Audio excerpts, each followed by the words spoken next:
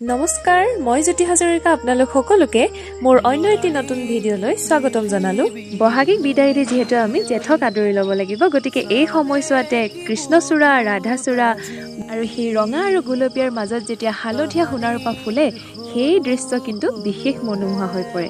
আৰু এয়া চাওক, মোৰ বিশেষ মছলাৰ সৈতে আমৰ আচাৰ ৰেডি। এতিয়া গতিকে কাঁহী কাষত লৈ খাবহে লাগে। আৰু এইফালে মই ৰেডি কৰি ল'লোঁ সকলো বস্তু। আজি আন এটা বিশেষ ৰেচিপি ৰান্ধিবলৈ গৈ আছোঁ। এইটো হৈছে কঁঠালৰ মুচি। কোনে কোনে খাই ভাল পায় কমেণ্টত জনাব দেই।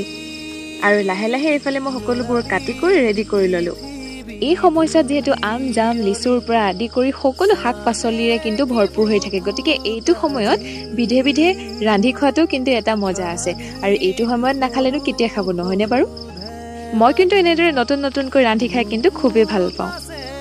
আজিৰ দিনত যিহেতু প্ৰায়বিলাক মানুহেই গেছৰ ব্যৱহাৰ কৰে আৰু বিশেষকৈ গৰমৰ দিনকেইটাত জুই ধৰিবলৈ বহুত টান পায়। আচলতে যিমান গৰম হ'লেও কিন্তু মাজে সময়ে আমি জুইত ৰান্ধি খাব লাগে। আৰু আজি ময়ো সেইকাৰণে জুইতে ৰান্ধিম বুলি লৈছোঁ। মাত্ৰ কঁঠালৰ মুচিখিনি কুকাৰত দি লৈছোঁ। আৰু এইফালে তেল গৰম হৈ গ'ল। প্ৰথমে মই ভাজি ল'লোঁ ভেন্দিখিনি অকণমান লৰাই দি, আৰু অলপ সময়ৰ কাৰণে ঢাকনখন মাৰি দি, এয়া দেখিছেনে ভেন্দি হৈ গ'ল। আৰু আনফালে মই একেখন কেৰাহীতে আকৌ ভাজিবলৈ লৈছোঁ এয়া কঁঠালৰ মুচিখিনি।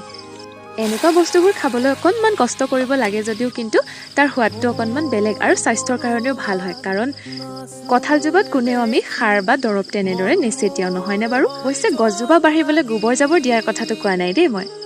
বহাগৰ দুমাহীৰ দিনা যিদৰে আমি 100 এবিধ শাক খাওঁ, ঠিক তেনেদৰে এই বহাগৰ মাহটোত কিন্তু আমি নৰসিংহ, ভেদাইলতা, পুদিনা এই জাতীয় বস্তুবোৰ অকণমান খাব লাগে। কাৰণ বহাগ আৰু জেঠ এইকেইটা মাহতে কিন্তু বিয়া সবাহবোৰ বেছি হয়। সেইকাৰণে আমি পেটৰ কাৰণেওতো চিন্তা কৰিব লাগিব, নহয়নে?